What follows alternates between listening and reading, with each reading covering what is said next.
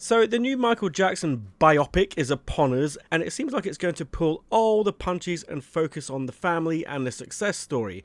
A real cheer everybody up and send the audience to the latest online store to buy the newly mastered albums. No doubt.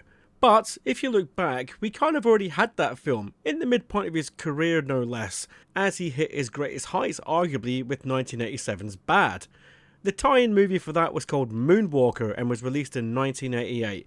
This was a docudrama of sorts, anthology type movie, essentially playing his music for about half of it, and then for less than half of the 93-minute runtime, there was also a narrative good versus evil subplot.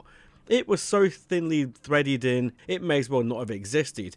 But added to the magic and the special effects on show, I guess overall it made Moonwalker what it is. People don't tend to look fondly on Moonwalker. I think it's almost like Monty Python's Meaning of Life, in that it was one sketch after another, but here, one music video or narrative after another. But looking back now, it's actually quite a cute and often fun look at Jackson's career whilst listening to the hits. The film opens with him on stage performing Man in the Mirror, so you get to really digest the power of the man over his audience in a live scenario.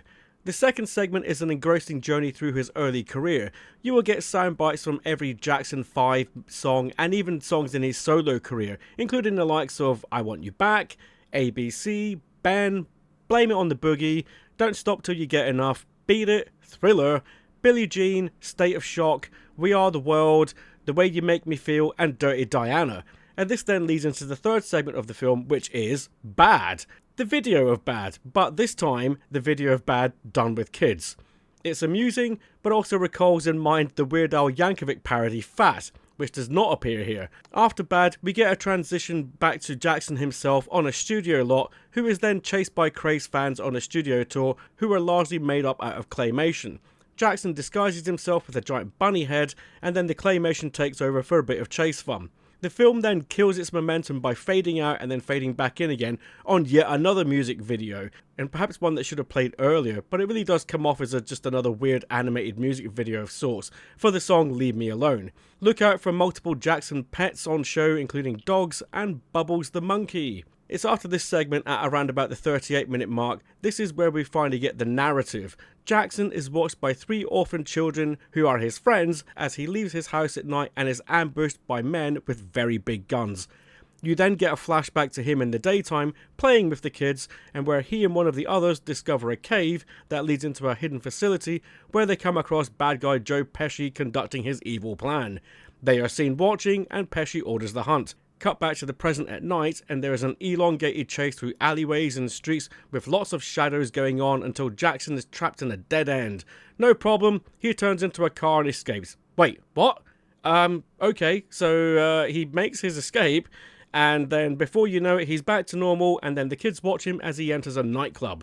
And this is where the film hits one of history's greatest achievements in music, and certainly arguably Jackson's piece de resistance in the form of the elongated video for Smooth Criminal. The song itself is terrific. The backing music is fueled with mood and momentum. It beautifully plays and showcases the seedy and dangerous lifestyle on at the nightclub. Hell, I even thought Richard Pryor did a cameo at one moment. Look at that tash. But nope, just a big goon. Off you go, pal. Gotcha. Yeah. And don't do that again, and I had your mama. But it also takes time out to show some of the more impressive dance moves and maneuvers at certain points of the song. Now, it does take a break at one point to become very charged with raw energy from the players, as if they're sharing a group climax. But that's the danger of music, is that how it infects the players as well as the listeners, and Smooth Criminal gets right under your skin. The whole piece takes just over 10 minutes, and regardless of how good or bad you feel about the rest of it, this is a winning piece and the heart of the film. It then returns to the crummy narrative where Jackson has to save the little girl who's been kidnapped, gives himself up, gets upset at Pesci's abuse, and then turns into a robot, and then turns into a futuristic jet, and blows the ever-living crap out of the bad guys. Hooray! With everyone safe and Michael returned to normal and to the safety of his friends, there is nothing left for him to do other than to hit the stage one more time and do another live number. Well, he may as well go out the way he came in. But here, instead of his own music, he's doing a cover of the Beatles' Come Together. Fair enough. The credits show excised footage from the Smooth Criminal sections, with backing players doing their own little number, and then the Smooth Criminal song itself playing over more raw footage that's been speeded up. And that's it. So it's a mixed bag. I personally recommend the first hour, as all the bio stuff is fun and you get to travel through his career in linear fashion, and then end with the highlight of the Smooth Criminal video. It puts you in the mood for his work and reminds you of just how many memorable songs he's been a part of. The new movie, likely to do a similar job through dramatising his actual life, well, parts of it, that is for us to discover. That is it for this week. Please do like and subscribe, follow me on Instagram and Letterboxd, and I'll be back again with something else soon.